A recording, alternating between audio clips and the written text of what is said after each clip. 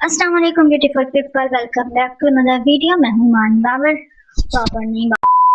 अस्सलाम वालेकुम beautiful people, welcome back to another video. मैं हूं ईमान उम्मीद और आप लोग देख रहे हो मिस्टर इंस्पायर। उम्मीद है कि आप सब लोग खैरियत से होकर ईमान और सेहत की बेहतरीन हालतों में होंगे। आज एक रिव्यू वीडियो है और आज जिस बुक का मैं रिव्यू देने वाली हूँ वो राइटर आप में से बहुत से लोग उनको जानते होंगे। मैं बात करने वाली हूँ वहीबा फातिमा की, जिनका हाल ही में मैंने जो था आप लोगों से उनकी स्टोरी, उनकी लाइफ जर्नी शेयर की थी। आज मैं उनके एक नॉवल जिसका नाम है दर्द कर, उसके बारे में रिव्यू देना चाहती हूँ और भी डिटेल। ये नॉन स्पॉइलर रिव्यू होगा तो टेंशन नहीं लेनी। चलिए अब हम लोग इस किताब पे जो है ना, मैं पर्सनली मेरी 2 राय हैं और मैंने इस किताब को 2 हिस्सों में तकसीम किया है। ओके, तो अब हम लोग फर्स्ट हिस्से की तरफ आते हैं। तो पहले मैं आप लोगों से बात करना चाहती हूँ कि ये किताब है किस बारे में।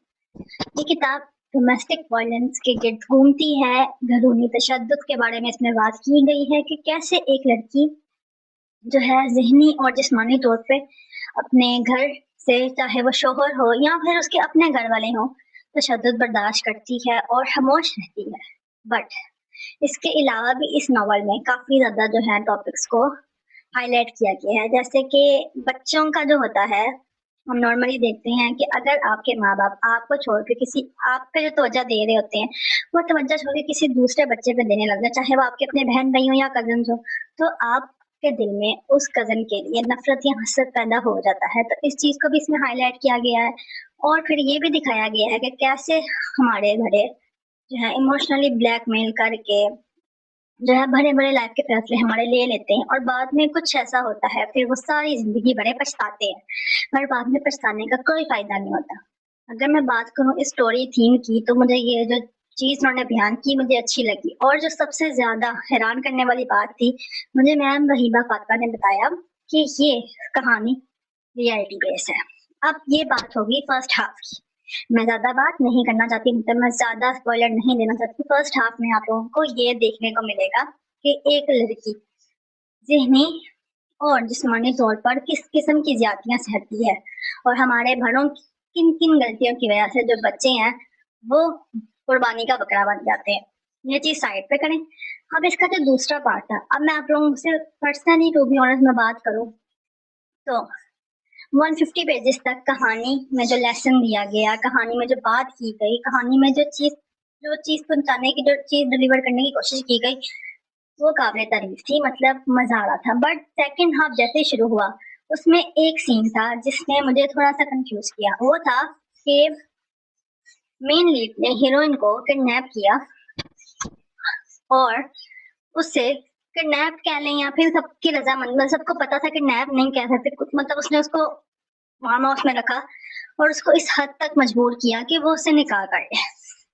अब वो ये जो चीज़ देखने को मिली, मुझे लगता है कि अगर इस चीज़ को किसी और तरीके से या अल्फाज के दूसरे किस्म के चुनाव से अगर इस चीज़ को लिखा जाता या कोई और इसमें डाला जाता तो कहानी थोड़ी अजीब ना लगती। मतलब सेकंड हाफ में मुझे ये चीज़ थोड़ी-सी अजीब लगी कि भई ये नहीं होना चाहिए था। ये गलत चीज़ जो है ना इसमें डिलीवर की जा रही है, मेरे नज़रिए से। मैं बाकियों का नहीं कह रही, मैं राइटर को भी कुछ नहीं कह रही, ये मुझे लगा, मेरा पर्सनल ओपिनियन है।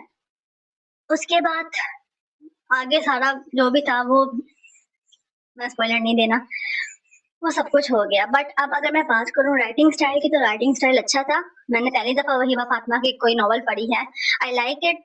और उसके बाद डिलीवरी जो डायलॉग्स की थी वो बहुत अच्छी थी, लेकिन एक चीज़ की कमी महसूस हुई और वो थी सीन बिल्डिंग की। मतलब आप अगर लॉन्ग नॉवल लिखते हैं तो सीन बिल्डिंग पे आप लोगों को फोकस करना चाहिए। अफसानों की बात नहीं कर रही, लेकिन नॉवेल्स में होता है।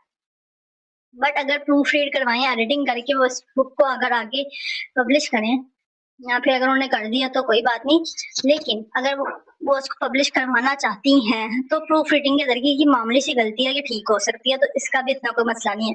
बट सीन बिल्डिंग की कमी थी क्योंकि वो ना होने के बराबर थी, बल्कि थी ही नहीं।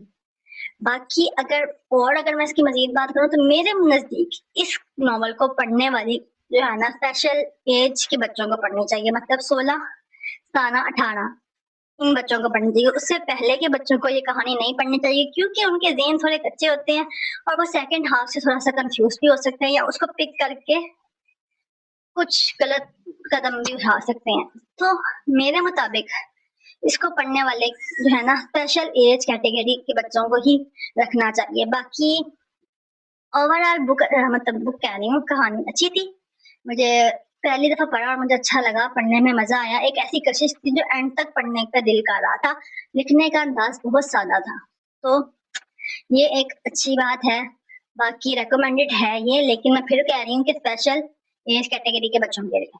बाकी इतना ही, मिलती हूँ आप लोगों से नेक्स्ट वीडियो में किसी और नॉवल का रिव्यू लेके। तब तक के लिए मुझे इजाजत दें। अल्लाह हाफिज।